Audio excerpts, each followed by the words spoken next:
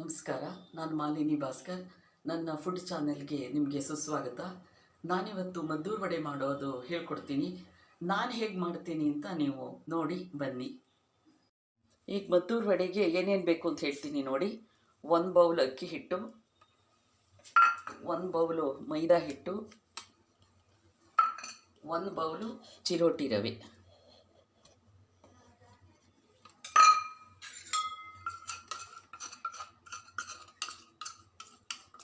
ಆಮೇಲೆ ಇದನ್ನು ಪೇಸ್ಟ್ ಮಾಡಿ ಇಟ್ಕೊಂಡಿದ್ದೀನಿ. ಹಸಿಮೆಣಸಿನ್ಕಾಯಿ 4, ಆಮೇಲೆ ಕರಿಬೇವಿನ ಸೊಪ್ಪು, ಆಮೇಲೆ ಈಗ ಬಿಸಿ ಮಾಡಿರೋ ಎಣ್ಣೆನ ಹಾಕ್ತೀನಿ. ಮುಂಚೆ ಕೈನಲ್ಲಿ ಇದು ಮಾಡೋಕ್ಕೆ ಹೋಗಬೇಡಿ, ಸ್ಪೂನಲ್ಲಿ ಒಂದ್ಸಲಿ ಫುಲ್ ಕೂಡಿಸ್ಕೊಳ್ಳಿ, ತುಂಬ ಬಿಸಿ ಇರುತ್ತಲ್ಲ.